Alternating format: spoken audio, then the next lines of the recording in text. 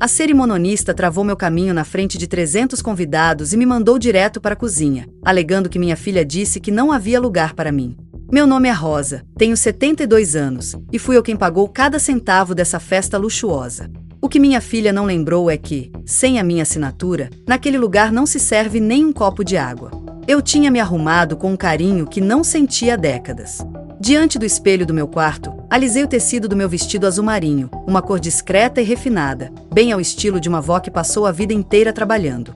Não era uma peça de grife internacional como as que minha filha, Beatriz, fez questão de comprar para ela e para minha neta, Júlia. Mas era um tecido de qualidade, costurado por uma vizinha que ainda domina a arte da alta costura manual. Coloquei os brincos de esmeralda que meu falecido marido, Arthur, me deu quando celebramos 3 décadas de união. Ao me olhar, vi uma mulher idosa, sim, com as marcas do tempo no rosto e as mãos um pouco castigadas pelo esforço dos anos, mas vi, acima de tudo, uma mulher de respeito.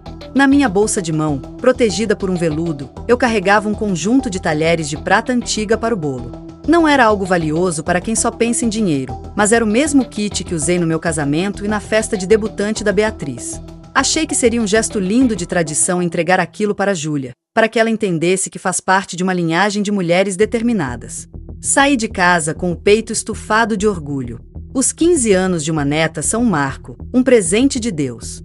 No caminho de Uber até o espaço de evento solar das orquídeas, fui conferindo as contas na cabeça. O aluguel do salão, a decoração com flores nobres que a Beatriz exigiu, o vestido de princesa da Júlia, a banda ao vivo e, principalmente, o buffet completo. Tudo saiu das economias de uma vida, da venda das terras que eu e o Arthur compramos com tanto suor há 40 anos. Minha filha sempre teve gostos luxuosos, mas a conta bancária sempre esteve vazia. Desde que ela se separou, eu assumi todo o sustento da casa, as mensalidades da escola e, claro, essa festa exagerada. Não esquenta com nada, mãe, Beatriz me disse meses atrás. Você só paga e aproveita. Eu cuido de cada detalhe para que tudo saia perfeito. Você já está cansada demais para se estressar com isso. E eu, ingênua, acreditei. Achei que a insistência dela para que eu não me envolvesse era um gesto de carinho, uma forma de me poupar. Nunca passou pela minha cabeça que era um plano para me apagar da história. Quando cheguei ao salão, o som da música e a gritaria já alcançavam a calçada. Era um lugar imponente, com escadarias de mármore e lustres de cristal tão brilhantes que chegavam a ofuscar a vista. Paguei o motorista e subi os degraus devagar, respeitando o cansaço dos meus joelhos. Na entrada, 2 seguranças conferiam uma lista num tablet. Falei meu nome com a cabeça erguida, Rosa Silveira. O rapaz procurou, franziu a testa e me deixou entrar sem dar muita atenção. Assim que entrei, o ar gelado do ar-condicionado e o cheiro de perfume caro misturado com flores frescas me atingiram. O salão estava lotado, gente influente da cidade, amigos da Beatriz que nunca me deram um bom dia, colegas da Júlia e parentes distantes que só dão as caras quando tem banquete de graça. Procurei a mesa principal. Ela estava num palco decorado com toalhas de seda prateada e arranjos que pareciam árvores de pedraria. Lá estava Beatriz, radiante num vestido brilhante que parecia um pouco apertado, rindo alto com suas amigas. E lá estava minha neta, Júlia, linda como uma boneca de porcelana, mas com os olhos grudados no celular, ignorando o mundo ao redor. Caminhei entre os convidados, cumprimentando conhecidos que me olhavam com estranheza, como se eu não devesse estar ali ou como se o meu vestido simples não combinasse com aquela ostentação toda. Segui firme em direção ao palco. Meu lugar deveria ser ali, ao lado da minha filha e da minha neta. Eu sou a matriarca, a provedora, a avó. É o que manda a educação e o respeito. Eu estava prestes a colocar o pé no primeiro degrau do palco quando uma jovem, vestida com um terno preto impecável e um fone de ouvido, barrou minha passagem. Ela segurava uma prancheta contra o peito e tinha um olhar frio, de uma eficiência calculista. Era a organizadora, uma tal de Letícia, que eu tinha visto de longe algumas vezes, mas com quem nunca falei, já que a Beatriz me proibia de participar das reuniões. Com licença, Dona Rosa, disse ela, esticando o braço para me parar. Não foi um toque gentil, foi um bloqueio. A música parou por um segundo para a troca de faixa, e naquele silêncio repentino, a voz dela soou mais alta do que deveria. Várias pessoas nas mesas próximas viraram o rosto para olhar. Boa noite, moça, respondi, tentando manter a postura. Vou para o meu lugar junto da minha família. A mulher olhou para a prancheta, embora soubesse exatamente o que estava escrito ali. Ela tinha ordens claras. Sinto muito, mas a senhora não pode subir aí. A dona Beatriz me deu instruções específicas. A mesa da família está completa. Senti como se tivesse levado um tapa no rosto. O sangue subiu quente. Como disse? Perguntei, achando que tinha ouvido errado. Eu sou a mãe da Beatriz. Sou a avó da aniversariante. Eu entendo, senhora, insistiu a moça, falando devagar, como se eu fosse uma criança ou uma velha caduca. Mas as cadeiras são para os pais das amigas da Júlia e para pessoas influentes. Não temos assentos extras. Olhei para a mesa. Havia espaço sobrando. Vi gente que eu mal conhecia sentada ali, pessoas que a Beatriz queria impressionar. Minha filha me viu. Tenho certeza de que viu. Nossos olhares se cruzaram por um breve segundo. Ela segurava uma taça de champanhe. Em vez de descer para me defender ou mandar trazer uma cadeira, ela desviou o olhar e virou-se para uma mulher loira ao seu lado, soltando uma gargalhada forçada. Ela me ignorou. Ela me negou. A dor no peito foi forte, física. Não era só a vergonha de ser barrada em público, era traição. O meu próprio sangue, a menina cujos joelhos ralados eu limpei, a mulher cujo divórcio eu paguei e que acolhi quando ficou sem nada, estava me tratando como uma intrusa na festa que eu mesma banquei. Então, onde eu me sento? Perguntei com a voz trêmula, apertando minha bolsa, onde o kit de prata agora pesava como uma pedra. A organizadora suspirou, como se minha presença fosse um erro chato em sua agenda perfeita. Apontou com a caneta para o fundo do salão, depois das mesas dos convidados, em direção a umas portas de vai-vem por onde os garçons entravam e saíam. A dona Beatriz sugeriu que a senhora ficaria mais à vontade lá atrás, disse a mulher. Na cozinha tem uma mesa para os funcionários.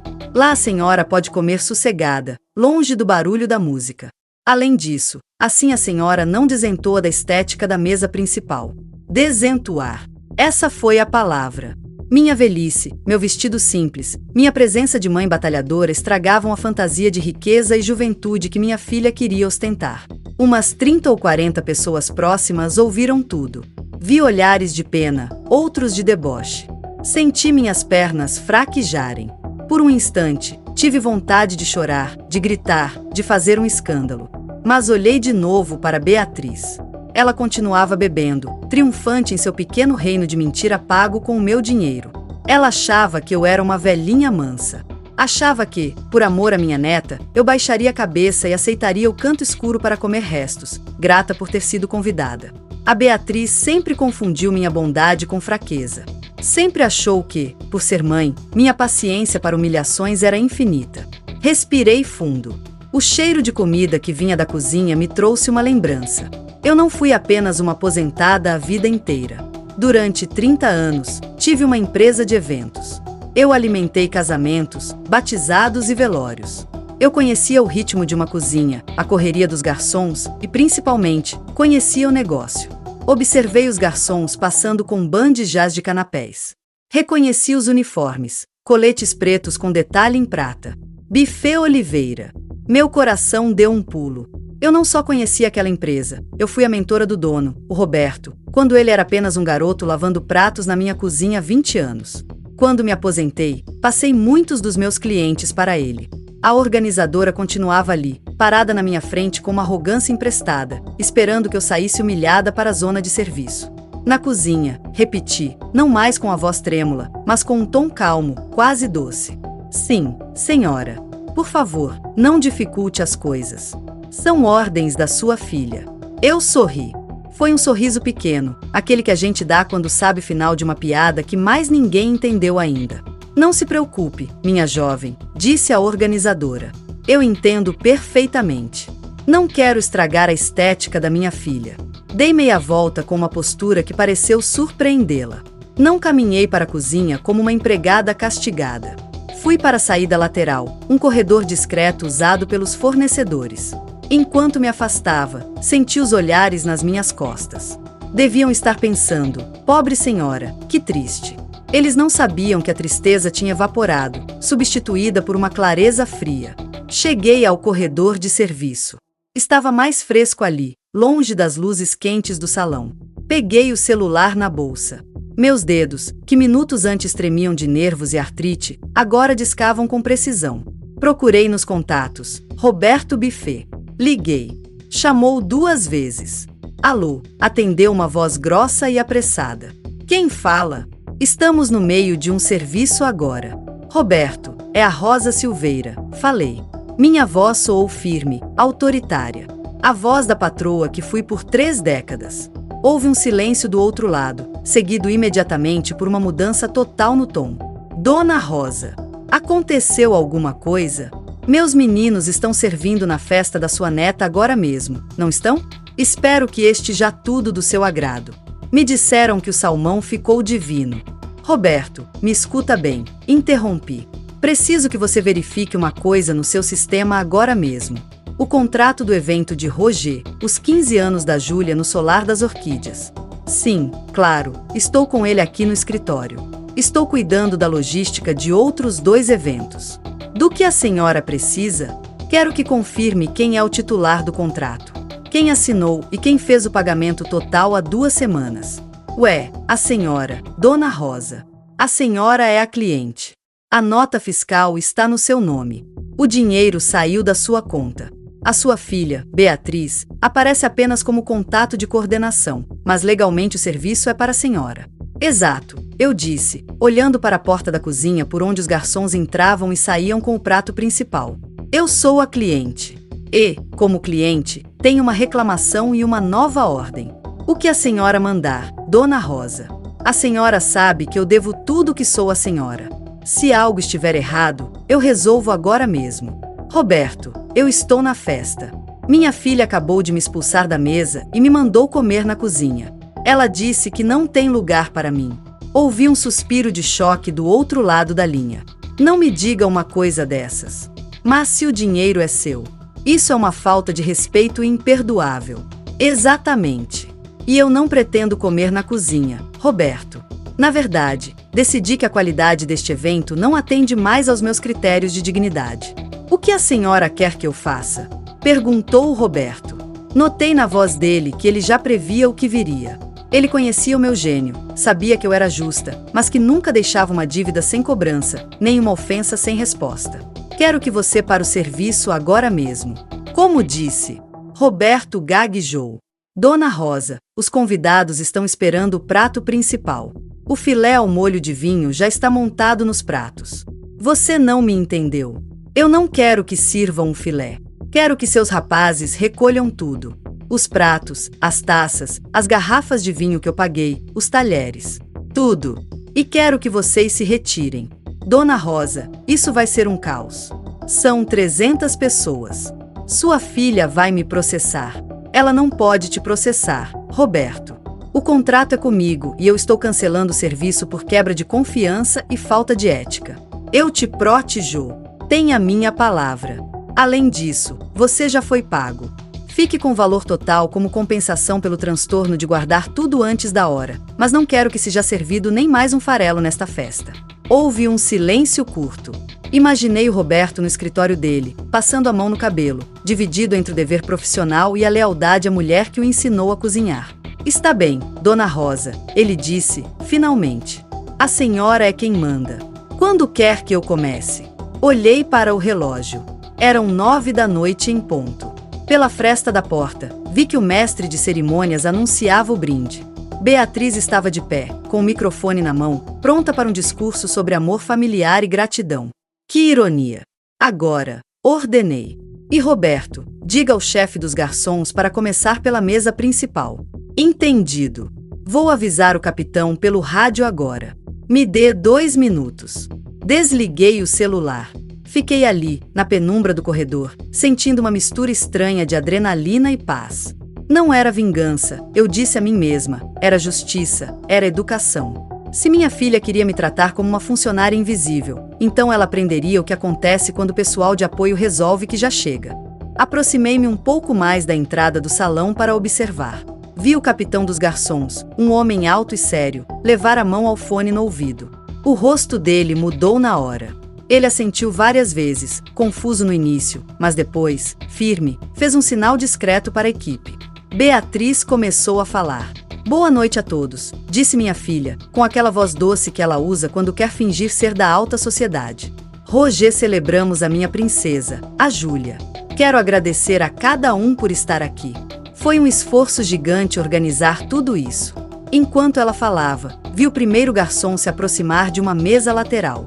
Em vez de servir o vinho, ele pegou a garrafa cheia que estava no centro da mesa e a colocou na bandejá. Os convidados olharam boquiabertos.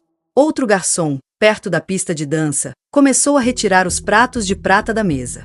Beatriz continuava falando, cega para o que ocorria ao redor. Ponto porque a família é o que mais importa. É a base de tudo o que somos. O capitão dos garçons subiu no palco. Beatriz parou, irritada com a interrupção. O que foi? Eu estou falando. Sussurrou ela, afastando o microfone, mas a frase ecoou pelas caixas de som.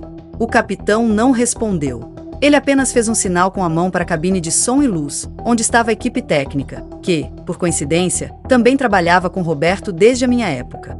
De repente, a música de fundo cortou com um estalo seco. O silêncio caiu sobre o salão como um cobertor pesado. Os 300 convidados pararam de murmurar na hora. Beatriz olhou para todos os lados, procurando a organizadora, procurando uma explicação. O que está acontecendo? Gritou ela, perdendo a pose.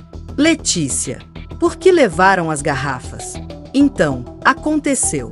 Conforme o Roberto deve ter coordenado naquela chamada rápida, os imensos lustres de cristal que iluminavam o salão piscaram uma, duas vezes, e então tudo se apagou. A escuridão foi total. Ouviram-se gritos de susto e o barulho de taças caindo no chão na confusão. No meio daquele breu, apertei o kit de prata contra o peito e soube que a verdadeira festa estava apenas começando. A escuridão não durou muito, é claro. Roger em dia, o silêncio e o breu absoluto são luxos que não existem. Assim que a luz caiu e o susto passou, centenas de telas de celulares se acenderam como vagalumes. Aquelas luzes brancas e frias iluminavam rostos apavorados e bocas abertas. Eu continuei quieta no meu canto.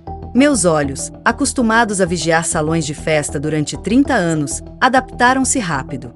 Não senti medo, senti uma calma sólida. Era a paz de quem sabe exatamente o que está havendo quando todo o resto do mundo acha que o teto vai cair. Ouvi a voz da Beatriz, aguda e desesperada, berrando lá do palco. Por favor, fiquem calmos. Deve ser apenas um fusível. Letícia, Letícia, resolva isso agora. A dama da sociedade tinha sumido em um segundo. Só restava uma menina mimada e apavorada com o escuro.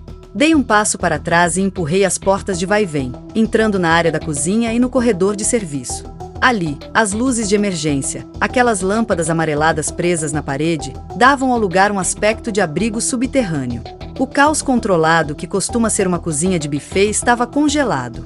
Os garçons do Oliveira estavam parados como estátuas, com as bandejas a meio caminho de algum lugar. Ao me verem entrar, não me olharam como a avó rejeitada da festa. Olharam-me como soldados esperando a confirmação do seu general. Ali estava o meu recurso oculto. Não era o dinheiro, embora eu tivesse pago a festa.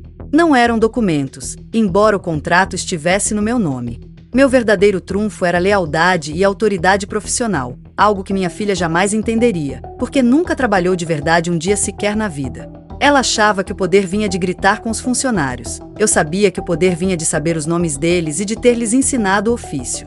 Caminhei até a mesa central de aço inox, onde descansavam as travessas de filé ao molho de vinho que não chegariam mais às mesas. O cheiro agridoce do molho, quente e encorpado, tomava conta do ar. Passei a mão pela borda fria da mesa metálica. Dona Rosa, disse uma voz à minha direita. Era o Matias, o chefe de cozinha que supervisionava a montagem dos pratos.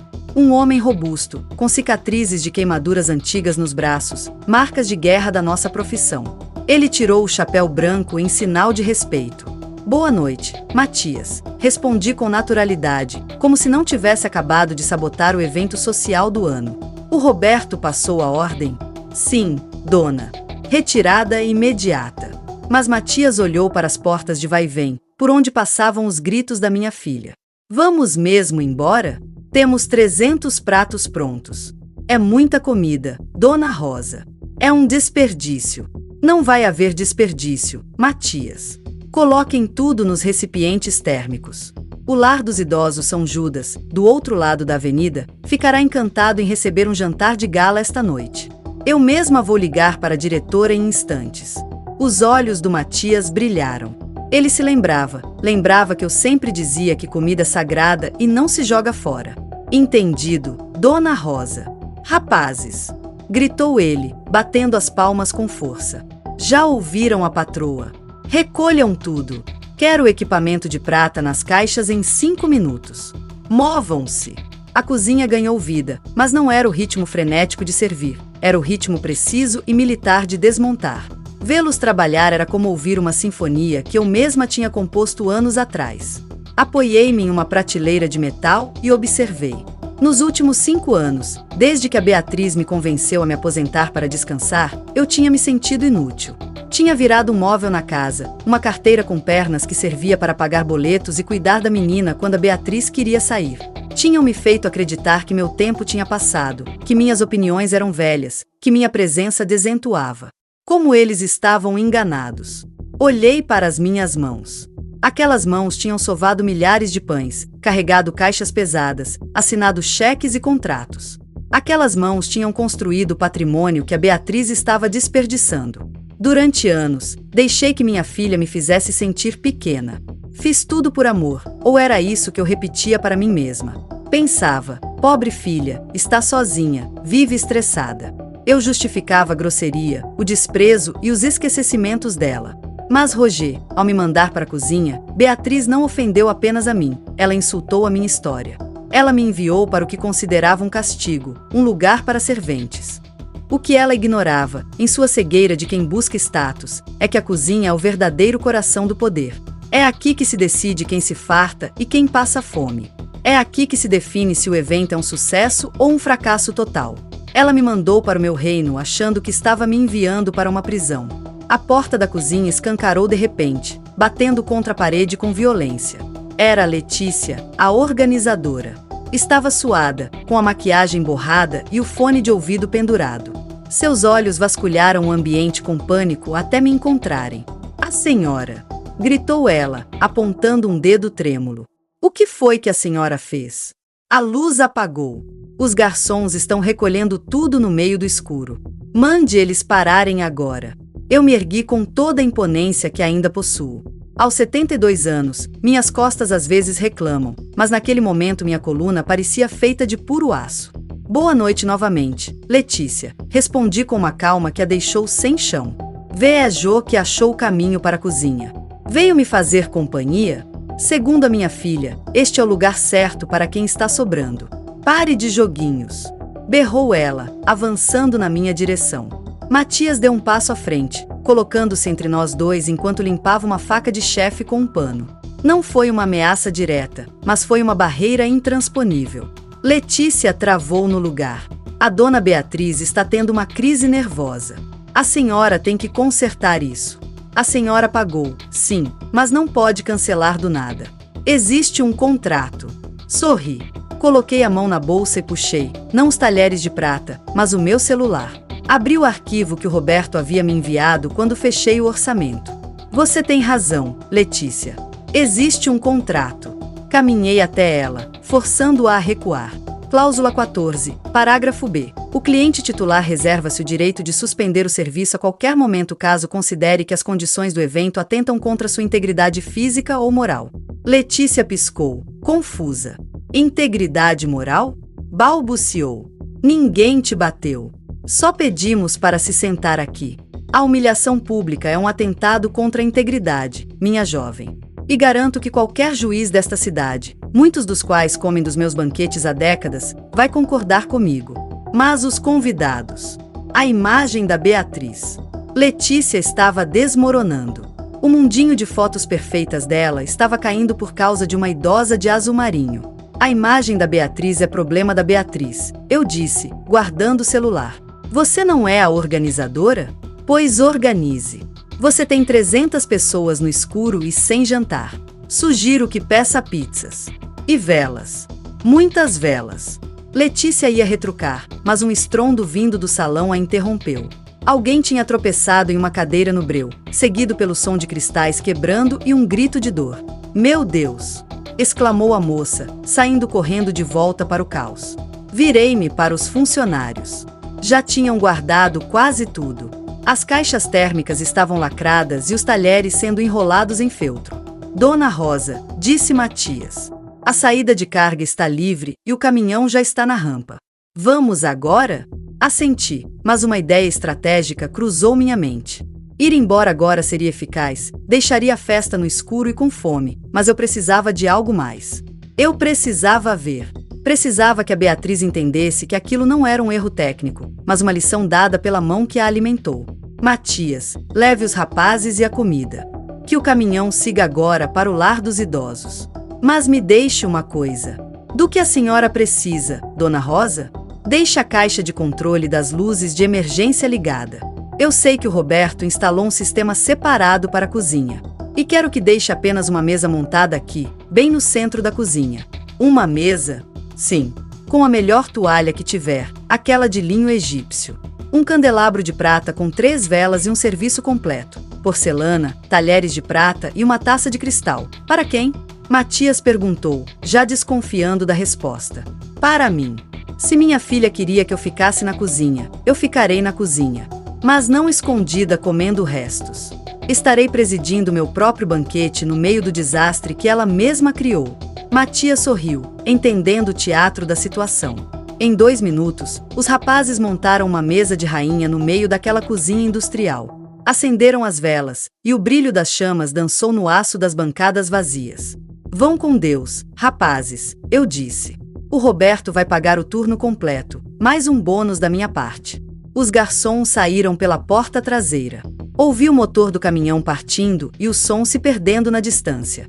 Fiquei sozinha, cercada pelo zumbido dos freezers e pelos gritos de pânico que vinham do salão principal. Sentei-me à mesa. A cadeira era confortável. Alisei meu vestido, peguei o kit de prata e o coloquei sobre a toalha impecável. Parecia uma espada em repouso.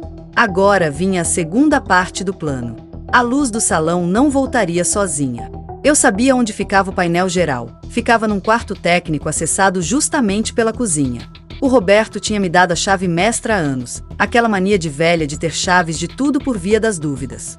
Levantei-me e fui até a pequena porta cinza no fundo. Abri. Lá estavam os disjuntores. Eu podia subir a chave e devolver a luz ao salão num instante. Podia acabar com a escuridão e deixar que vissem que a comida tinha ido embora. Mas não, ainda não. Primeiro, eles teriam que vir me procurar. Não demorou muito. O som de saltos altos batendo freneticamente contra o chão de mármore anunciou a chegada dela. A porta da cozinha se abriu com estrondo, e a luz dos celulares que a seguiam parecia criar uma aura de desespero ao redor de Beatriz. Mãe! Ela gritou, a voz rouca de tanto berrar. O que está acontecendo? Os garçons sumiram com a comida. Os técnicos dizem que o painel de luz está trancado. Os convidados estão indo embora. Ela parou no meio da cozinha, ofegante.